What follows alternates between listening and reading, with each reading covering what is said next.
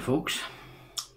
Okay, so this evening we have had another briefing, but not before they'd ramped up the fantasy death scenario up to something like 938 in the last 24 hours. This is absolute nonsense. It really is absolutely nonsense. So I picked up this report from a Dr. Annie Bukasek, a Montana physician who's been practicing medicine for 30 years. She obtained a medical degree from the University of Illinois in Chicago and completed her internship and residency at Oregon Health Science University. She won the ACP Laureate Award for commitment to excellence in medical care in her community. So this girl is a clever girl, and she's obviously it's been recognised by her peers. So what she has to say about manipulating the figures or the death certificates, and she says, more often than we want to admit, we don't know with certainty the cause of death when we fill out death certificates. So even before we heard of COVID-19, death certificates were based on assumptions and educated guesses that go unquestioned. Now, of course, going unquestioned, that's the important point there, because who is questioning this? So basically, whatever's filled in on these certificates is accepted without any query. And she's just told us that it's all based on assumptions. When it comes to COVID-19, there is the additional data skewer. That is, get this, there is no universal definition of COVID-19 death. Okay? There is no universal definition of COVID-19 death. That's medical data from a doctor of 30 years who fills out death certificates. I'll put that link at the bottom. She's actually made a video to explain it fully, so you fully understand her position, and of course the position of everybody who's filling out death certificates. That's the norm, you know. It's not just in America, that's across the board. That's how it works, and they're unquestioned. Then we had this strange looking fella that calls himself the Chancellor, Rishi Sunak. Now, I've never seen this fella before. He started to appear in front of the two red crosses. So I don't know whether you guys voted for this guy and you like him that much that you would just, get him in. But I've never seen him before, so I have no idea who this fella is or who he represents. But what he's announced today is £750 million package for charity sector across the UK. That might sound fantastic, but is it?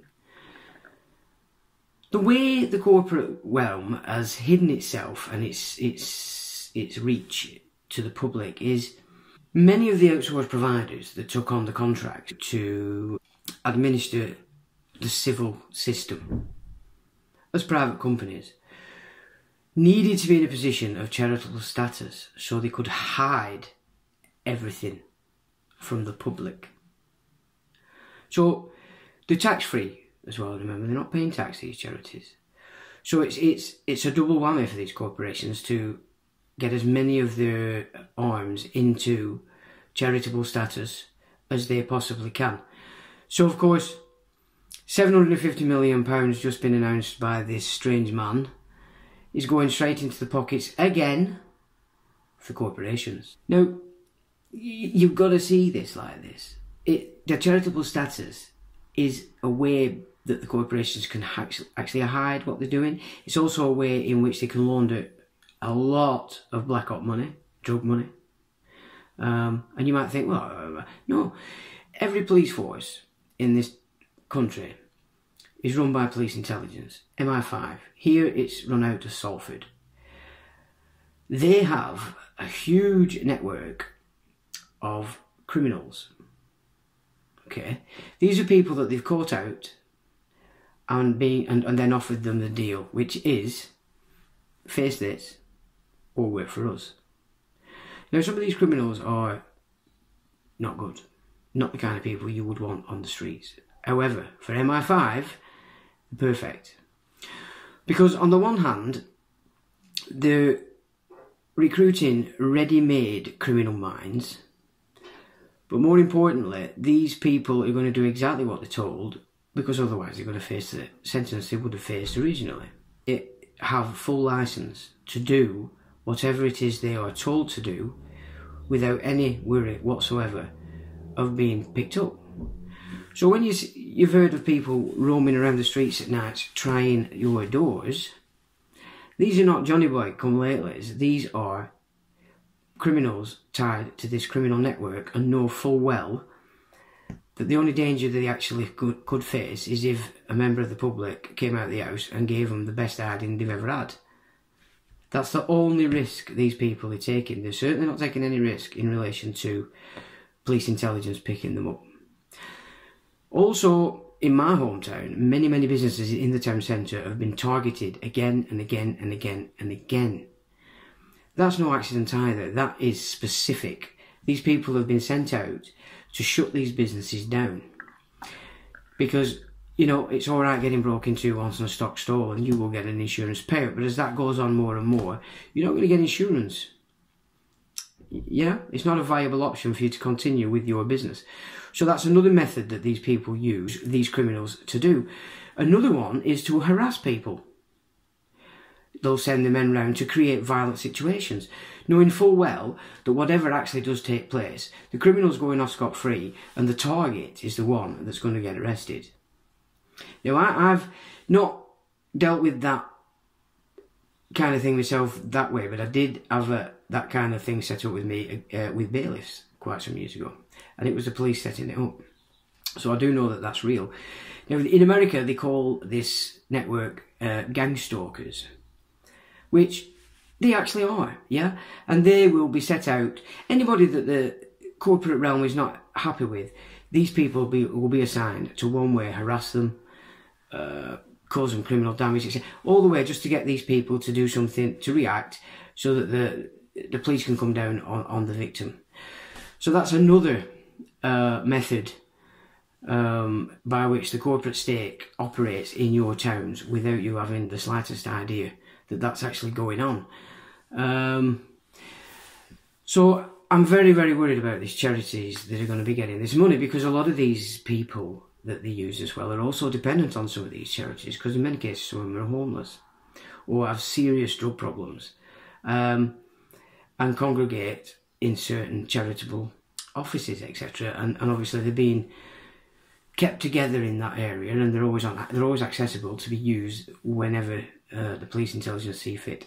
So it's not so much the police at the lower end, although, you know, some we're going to have to know this, but sergeants and above, you're talking a different kettle of fish there.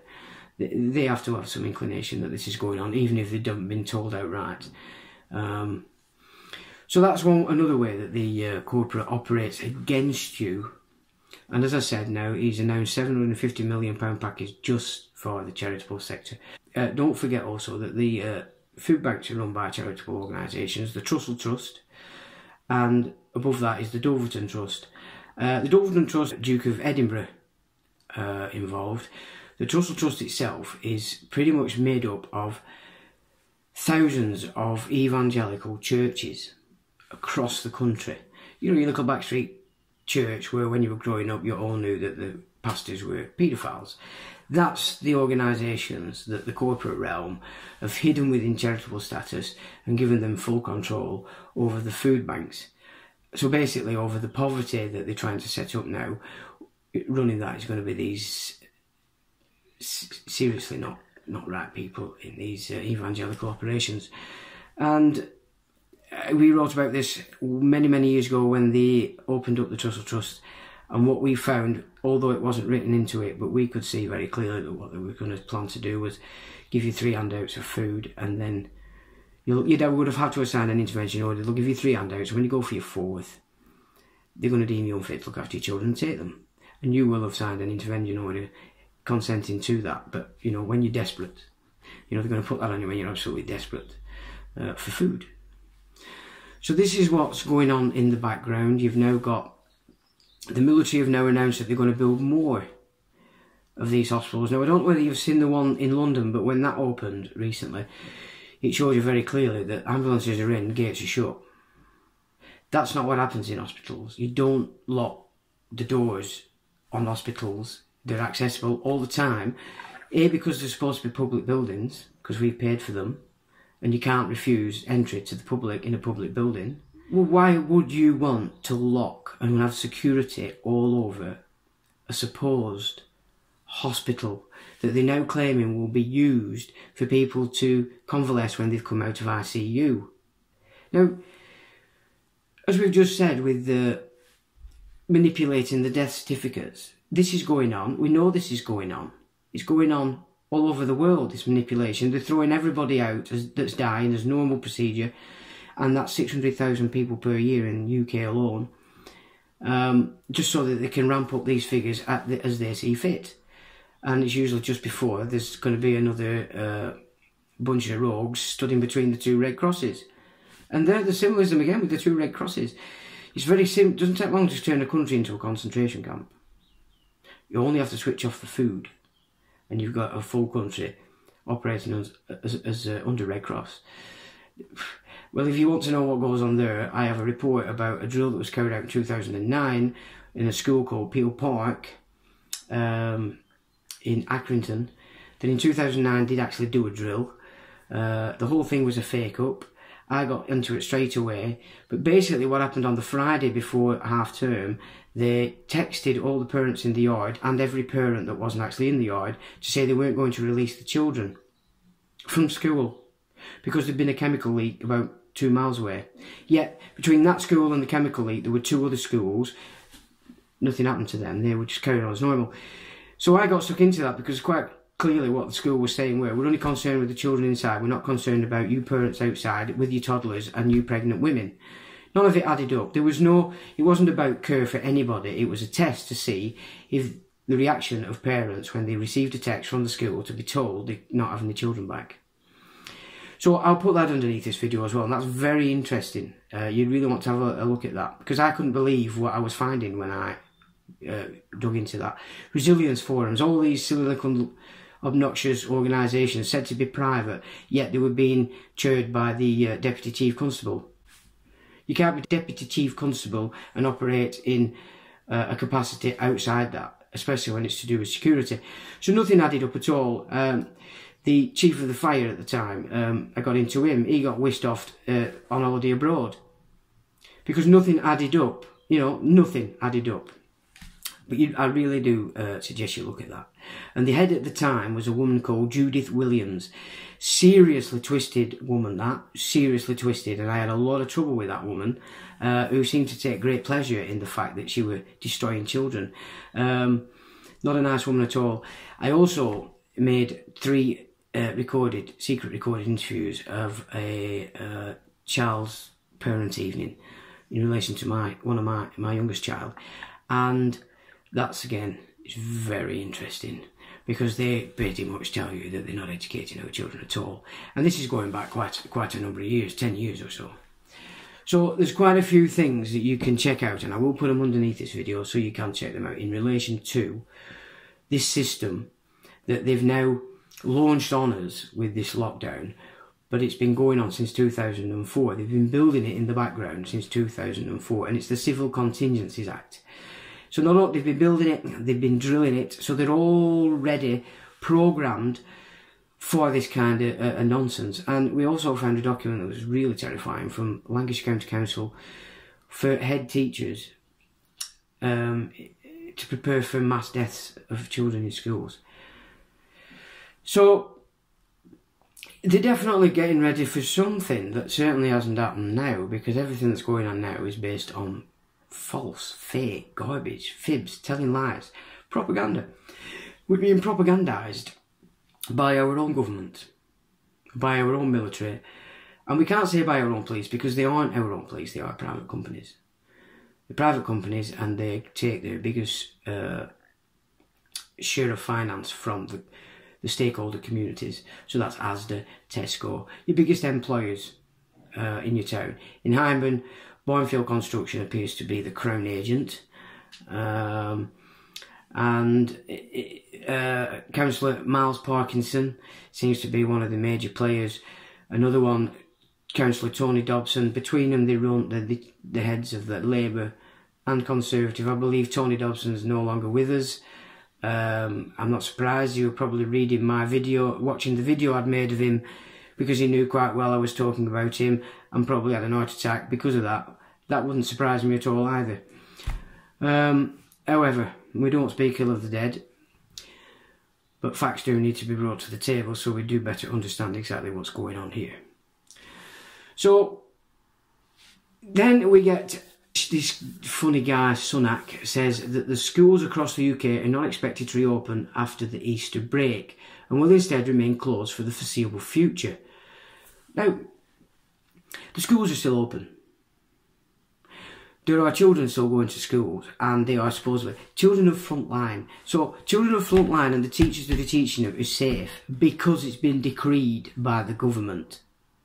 So by some wizardry there, the government have full control over this virus as to where it's going and where it's not going to go, because they've decreed it. Well, yeah, they have. They're writing this script, so they are in full control of the script, and they can decide what is going to happen. And they are. In the last video I spoke about the military hospitals that they're building, and a second one, which is built in the NEC in Birmingham, is going to open on Friday. Now this one has 500 beds to treat patients with coronavirus, but it has a capacity to expand to 2,000. The one in Manchester is due to open on the 12th. Again, it's military. These are military. And they've announced that they're going to build quite a few more, which again is rather worrying. So now I'd like to look at some flu figures, just to get some kind of comparison as to how nonsensical this pandemic is on these figures that they're ramping up on false odds anyway. But of all outbreaks of flu from 2017 to 2018, 69.6% of outbreaks of flu came in care homes for the elderly. 69.6%. That's only leaving 31% for the rest of the population. That is a huge figure for the elderly in these care homes, that they're no longer letting anybody in. Have you noticed this? You can't go in now and see your mum or grandma. They have them imprisoned in these care homes, and the figures that I'm taking off here are from the government's own PDF, which I will put a link again underneath this video. From the same document, government document, it's talking about, they've done a survey from Inform to monitor influenza vaccine uptake in 2- and 3-year-olds in primary care in England. Primary care? What do you mean primary care? They're not in primary care, they're in primary school. What's this care? That's the wrong word to use, but then it isn't, because they're telling you what. They see your children as a ward of state. That's how they're looking at your children, and they've decided that they can program them in the schools, and you're not saying any contrary. So you have tacitly agreed. The cumulative uptake for all GP registered 2-year-olds up to February the 28th, 2019 was 43.8%. 43.8% of you people out there are vaccinating your 2- to 3-year-olds. What? Why? Why would you do that to a perfectly healthy child? I just do not understand why you would want to vaccinate a child at 2 or 3 years old. It just doesn't make sense. The document also says the seasonal influenza vaccine programme for children's school year reception 1, 2, 3, 4, 5 was mainly delivered via a school-based programme. Ooh. Now, you have to take note of this, because at the moment they're trying to push through a bill, I think it's called the Guthrie Bill, where they will offer the child the opportunity to go against the parents' wishes for the child not to be vaccinated. So if the parent doesn't want the child to be vaccinated, under this new bill, the child will be offered to make his own mind up, no matter how old they are. However, that doesn't work in reverse. If a parent wants a child to have a vaccine and the child doesn't want it, it doesn't work for that. So you can see there what they've just said. They have a school-based programme promoting vaccinations. Who to? It's got to be the children. So if they're programming the children now, the vaccinations are absolutely amazing and fantastic. If this gutter bill goes through, you are not going to have any say whatsoever. And you might not even get to know that it's happened. Because as soon as the child says yeah, they will do it. And you won't need to know. Remember, everything now under corporate title is your children are seen as a ward of the state. They're not your offspring. An estimated 2,461,563 children in school years reception 1, 2, 3, 4 and 5 in England received at least one dose of influenza vaccine during the period 1st of September 2018 to the 31st of January 2019, with an estimated total target population of 4,051,698,000. The overall uptake was 60.8%. 2.5 million children were vaccinated with flu. Why? Why would you give your child a flu vaccination at that age?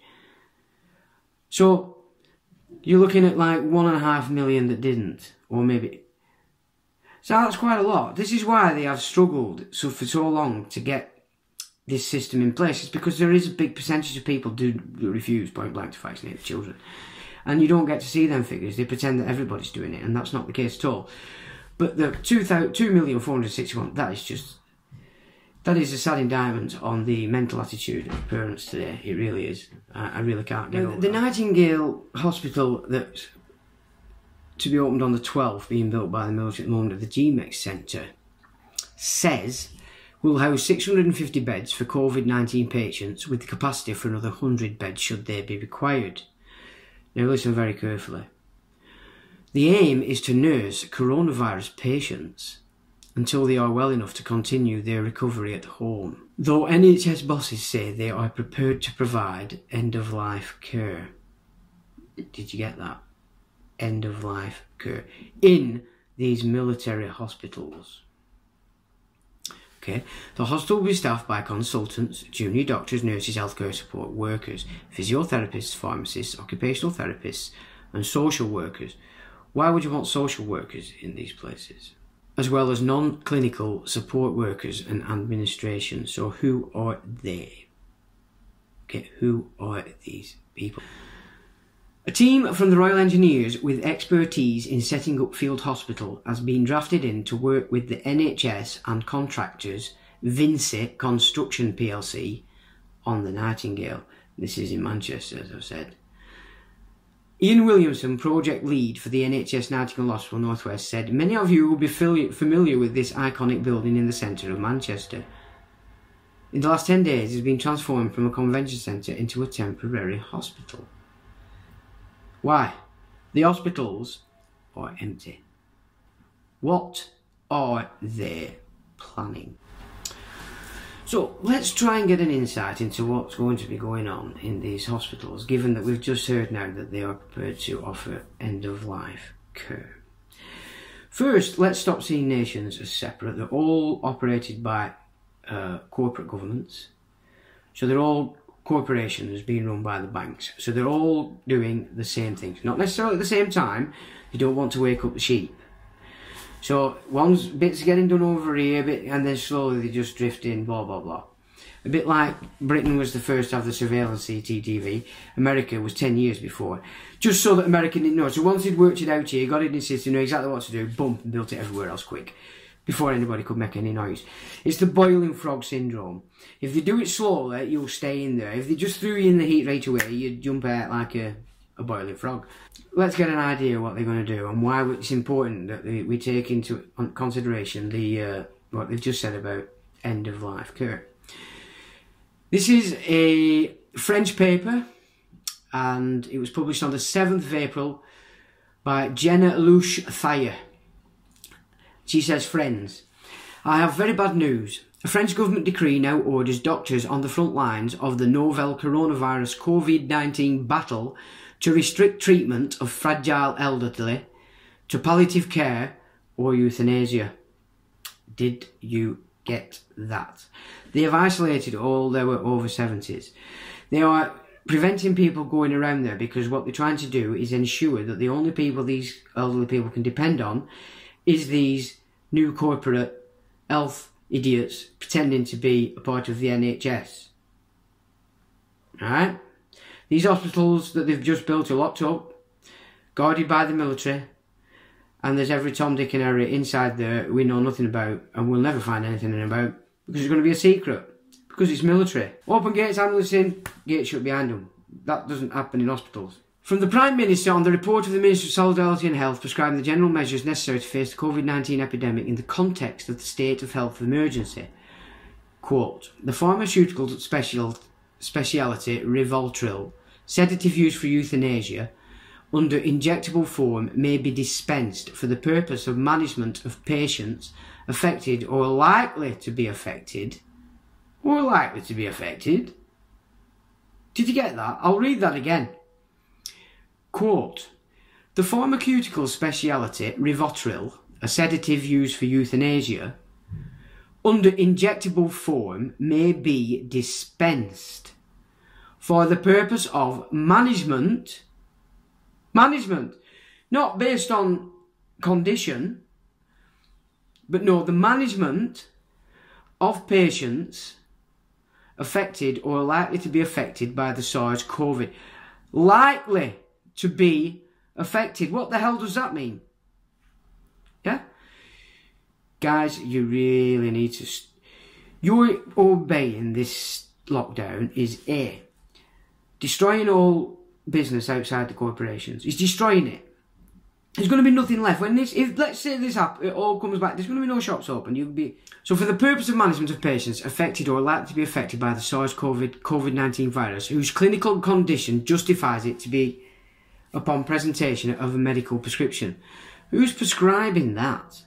These new people in these military hospitals that we know nothing about. Can you see that? Can you understand that concept? What I'm saying?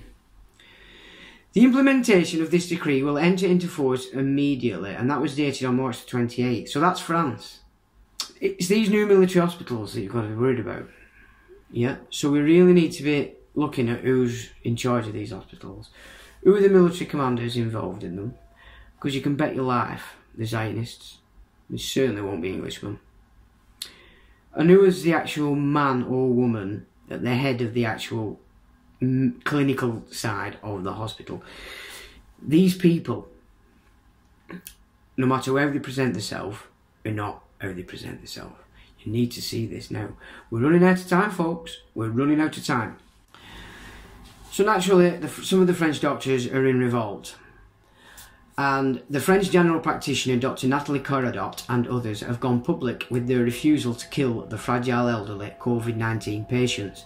Dr. Caradot says, quote, I learned that the March 28, 2020 decree in the context of the COVID-19 epidemic authorises any doctor to perform euthanasia without necessarily relying on a collegial decision as provided for the Leonetti law. So this is going against the French law itself, and so a good thing about it is the doctors are starting to rebel. Now, this is the same kind of scenario they had in 2009. What brought that to a quick halt was the fact that they said we're going to do mandatory vaccinations, but we're going to give them to the doctors and nurses first. And the doctors and nurses said fuck off. So naturally, when the doctors and nurses say fuck off, everybody that's heard that, that's not a doctor or a nurse, goes, well, fuck that too. If they're not taking it, and they know what it is, neither am I. So that's why it came to a grinding halt in 2009, because the doctors and nurses would not take the vaccine. So what I'm seeing with these military hospitals is the way they're going to sideline that. So they know that the doctors and nurses in the run-of-the-mill, the ones that we pay for in the NHS, the majority of them are not going to accept that. The ones in these military hospitals won't have to accept that. They're already pre-programmed to be killers anyway. They're twisted. They're not rating Ed kind of people. And you ain't going to find out who most of them are. That's a fact. They'll be coming in from, well, you can have Mr. Bolshevik World Health Organisation geezer sending his assassins in, aren't you? Can you see, once they set this up, and it's hidden or obfuscated from our view while you're focused on hospitals, but the real game is going to be going on in these new hospitals. A bit like Germany. Now, when you actually study it, you can't really find these interviews anymore, but basically in Germany, when they knew they had these labour camps, the German people knew they had these, the Jews knew they had these labour camps because they were sending all the money to the Jews in the labour camps. So it wasn't as it's been presented, but what the Germans were saying were, we didn't know that were going on in some of these camps. We didn't know. We weren't told that that's what was going on. Well, this is the same scenario. You're going to have the hospitals where everything focuses, cameras, everything in. But the real killing is going to be going on in these military hospitals. Now, which military is going to be running these? You know, do we know this? We don't. Does anybody know this? No. You've got to really get a grip of what they're setting up. Because while you're on lockdown, you're destroying all local trade and business, so there's going to be nobody with any money. So that's starvation straight away. They're going to annihilate the middle class. And they need to get rid of the pensioners because they've emptied the pension pots. The pension pots are emptied. They need to kill the creditor that they owe the money to. What does that mean, saith you? Well, it's important you understand title. Title is a legal format. It's the title that's the initial tax created is when you are born and registered, because then at that registration the state recognises your tie to the land and all the rights thereof. The government, well, let's not say the government, because the government is a sole corporation and a crown agent, because it's HM government, you know, because we've been through that, we're not going through it again. What they've done is split the original title and created a birth certificate. Now, all would be well if they didn't add a surname. So as soon as they connect your Christian name with a surname as a mimic of your family name, they've created what's called a dead trust. Now, initially, you were supposed to hold that in trust until you were 21, you got the key to the door, and you reclaimed your original title. Now, they've misused those titles to the point that they've bankrupted everything. So that's a clear breach of trust. Now, if we were to find that out, they owe us a lot of money and damages, the Crown. The system that they formulated and was telegraphed through Albert Pike, who was the Supreme Pontiff of Scottish Rite Freemasonry in the American Civil War, it was telegraphed through him that the strategy they need to employ in the 20th century would be 3 world wars in order they could abuse the trusts financially to build their own corporate system, and then when it's coming out that that's what's happened, that they've breached trust, kill the creditor, which is you. Yeah, in the First World War, it was your great-grandfather. In the Second World War, it was your grandfather. Okay?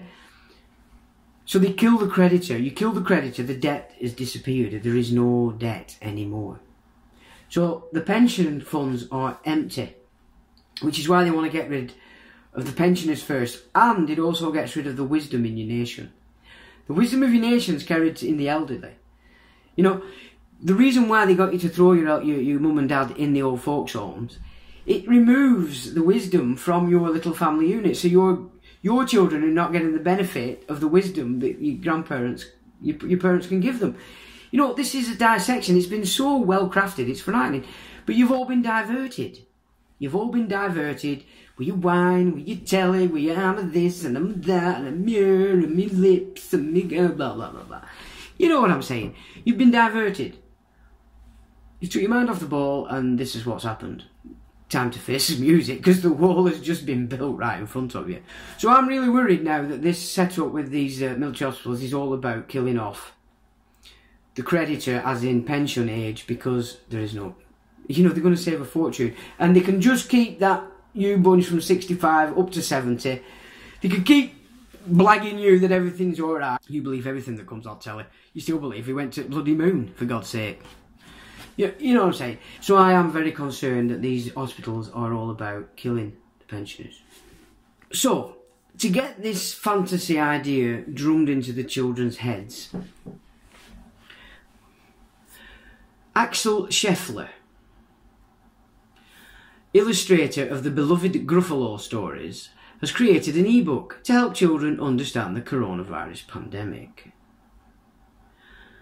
The book, written in collaboration with the London School of Hygiene and Tropical Medicine, sounds like a biological warfare unit to me, at Porting Down, explains what COVID-19 is, how it affects people, and the measures introduced to control the spread of the virus. So basically, everything that they're saying on telly, all them lies, they've now put in a book. Professor Graham Medley, Professor of Infectious Disease Modelling at the LSHTM, like the brief abbreviations, who advised on the book, said, helping children understand what is going on is an important step in helping them cope and making them part of the story. Oh, they're part of the story, not a fucking story, it's a fucking act, you fucking numpties. Now I'm getting excited, sorry. See, I'm reading this for the first time, so it's pissing me right off. Help them cope and making them part of the story. This is something that we are all going through, not something being done to them. Fucking wankers. The questions and answer book is aimed at preschool and primary school. Oh, look at that. Well, there's nobody in preschool. Oh yeah, there is. Frontline kids. So you frontliners, your kids are getting fucked all over while they're in that school and you're running around like some kind of fantastic, telling lies and pretending hospitals are full. So, it says the question and answer book is aimed at preschool and primary school children, while another free book by children's author and illustrator Lydia Monks features a character called Mr. Dr. Dog, who explains the outbreak for 2 to 5 year olds, a dog. So the children then are going to think you have to get all medical advice from the dog. After that, I'm sure it's for a civilised country once. What the fucking hell of the fuck has happened? LSHTM has also helped develop an educational campaign for parents and children, fronted by a cartoon hand called Hands. A fucking hand? Why can't you just have a fucking doctor there telling everybody what crack is? Fucking hell. Earlier this month, Scheffler and Gruffalo author Julia Donaldson produced a series of coronavirus-themed cartoons, showing how some of their best-known characters, including the storybook monsters Zog and Stickman, I've never fucking heard of this shit, are coping with social distancing, homeschooling and isolation. I very much doubt any fucker out there's homeschooling the kids at all. In fact, I bet there's a lot of shouting and screaming going on. The number of confirmed... prisons. Ooh, another way they can get all their other operatives out of prison. All mentored straight into police intelligence. The number of confirmed cases of COVID-19 within the prison estate in England and Wales continue to rise. A daily update from the Ministry of Justice shows. At 5 p.m. on Tuesday, 129 prisoners had tested positive for the coronavirus across 47 prisons, an increase of around 11% compared to the same time on Monday. There are around 83,000 prisoners in England and Wales across 183 fucking thousand? Do you know how much that's costing you? 60 fucking grand each a year.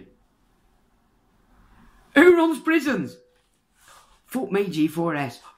Another Crown operation. Under Serco. Used to be Securico. Oh, that's what the bank set up to fucking stop you robbing buggers.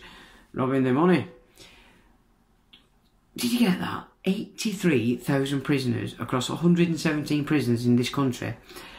And they're charging you 60 grand each for them per year. And it goes to G4S. It's not going to Treasury.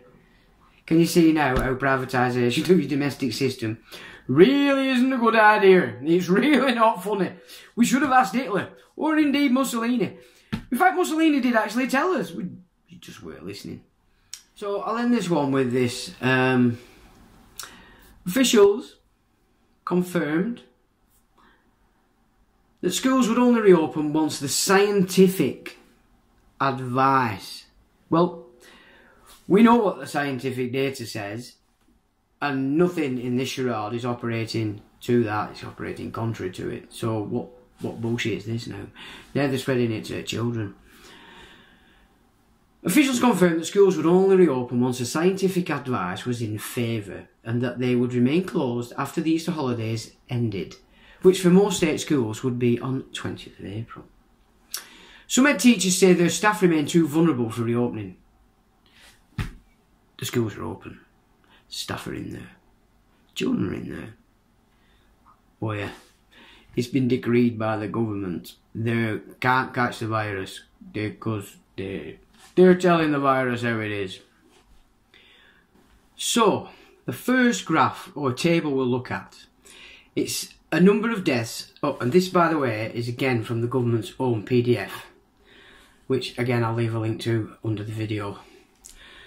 It's table 7, and it says the number of deaths associated with influenza observed through the flu-MOMO algorithm with confidence intervals.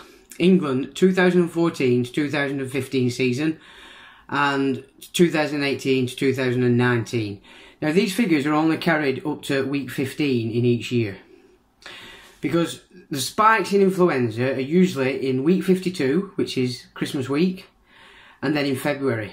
Those are the two main months in which the spikes appear. There's a bit of an anomaly with the school children, but we'll get to that. So, in 2018-19, there were 1,352 to 2,056. 17 to 18, 17,260 to 18,768. 16 to 17, 2016 to 17, 17,260 to 18,768. From 2015 to 16, 11,237 to 12,524. And 2014 and 15 is 27,462 to 29,208. Are you getting them figures? That is the deaths. Ages 0 to 4 years, 79 to 104. This is well because they're getting vaccinations, remember. And that was in 2014. 5 to 14-year-olds, 9 to 18. There's not much vaccinations going on, is there, from 5 to 14? From 15 to 64, it was 635 to 769. Now 65 plus, 24,368 to 25,926. So the majority of deaths in flu is 65 years and above. And of course, they're all getting what? The flu vaccination. So if they're getting the flu vaccination to prevent them dying from the flu, it's not working. It's not fucking working at all, is it? 24,368 to 25,926 above 65. It's clearly not working. Figure 15. Cumulative rate of influenza confirmed hospital admissions per 1,000 people trust catchment population by age group and influenza type in England. And this is through the USIS Sentinel scheme. And what I can't comprehend here, because this is hospital admissions for flu, 60,000 plus, so 65,000 below the age of 5. 5 years old. Why are you giving your children flu vaccinations? Why? Yeah, so that's by far the greatest number. It's even bigger than the 65 plus. Up to 5 years old. And what are you giving them from 2 to 3? You're giving them a flu vaccination. The correlation between the vaccination and the children getting flu is exactly same as those over 65. There's a correlation there. You know, the rest of them, there's very few, because nobody's having flu vaccinations because they've got their own mind. 65 plus, it's just over 50,000, which is still an astronomical amount. But the correlation clearly shows that up to 5 years age and 65 and over, they're off the scale. 65,000 for up to 5 and 52,000 for the 65 pluses. Now, from 5 to 14, it's just above 10,000. 15 to 44, it's about 18,000. And 45 to 64, the highest part, it's not even 30,000. Can you see? So where they're vaccinating, up to age 5 and 65 plus, that's where they're going up like you wouldn't believe. You've got to see that correlation, people. So now we look at table 3, and it says influenza vaccine uptake in 65 plus year olds. So this is vaccine uptake. 65 years plus, the number vaccinated, and this is 2018 to 2019. From 65 years plus, there were 7,260,596 pensioners getting the vaccine. That uptake is classed at 72%. So 72% of the pensioners have been taking this vaccine. Now you look at this PDF and it's just full of garbage, pseudoscience, when basically it could be 1 page long with all the figures that you need. But obviously they want you to baffle you so you get fed up and you don't look at it. So I've just tried to break up a few of those things to give us an idea of what kind of stuff we're dealing with here. But deaths associated with influenza at 27,462. No pandemic called. And this is over from 2014 to 2015. Only in a 15-week period. So 27,462 deaths of influenza in 2014 to 15, and no pandemic was called because it's normal. Can you see? And that's only in a 15-week period. They've a lot of deaths to make up in this COVID-19 to get anywhere near them figures, and yet they called a pandemic before it even started. Come on, people. We really need to start waking up to what is data and what is garbage. Otherwise, you're just not going to believe or comprehend what's coming round the corner. It's here. It's happening now, and this is our only opportunity to stand up and be counted. Don't take the vaccine. Don't take the test. And you need to get back out to your businesses and start earning money before they wreck everything and you're just going to be on a pile. Whether you're middle class now, you know, if you have released your equity, I mean, let me give you an idea how the TV works. First, to get you all excited with decorating programs on the TV. That gets you all excited. You want to do your bathroom, you want to do your kitchen, blah, blah, blah. Whereas you've paid all your mortgage off, etc., etc., you're comfortable and you're going to enjoy the rest of your life. They've encouraged you to release the equity so you can have a new bathroom and a new kitchen. That's called mind control. But more than that, you're now in debt again, and your family's inheritance is up for grabs. The minute you can no longer earn any money, the minute you realise that there's no more pension money because the pension pots are empty. So this death thing is going to come down, down, down, down, down, down, down, down, down, down. That's the plan. That is the plan. Now, I will end on one more thing, which is a Russian general who has very kindly come out to explain to everybody what in the world is going on with this. Right, an ingenious prominent analyst at the Russian Centre for Military Strategic Research at the RF Army General Staff, Colonel Vladimir Kwauchkov, analyses the world coronavirus-induced psychosis and presents more than shocking. His thesis is, there is no pandemic, it's a lie. Panic around coronavirus should be viewed in light of the operation of global powers. Religious, political, financial, economic and national. So there are all the powers involved in formulating this lie. The pandemic, which does not exist, is a global strategic special operation. It is a command and control exercise behind the scenes with the goal of gaining full control of humanity. This is the background for the appearance of coronaviruses. The backstage world, especially the financial one, aims to reduce the population on Earth, and according to them, there are far too many of us on the planet. There should be about 100 million and more servants, a maximum of about 1 billion on the Earth. Now, that doesn't correspond with the Georgia guidelines. I think they're saying 500 million that they're going to allow. So he's saying that they're actually going to allow 1 billion to remain on the Earth. They're obviously going to be the ones that like to suck the shit out of the corporate's ass.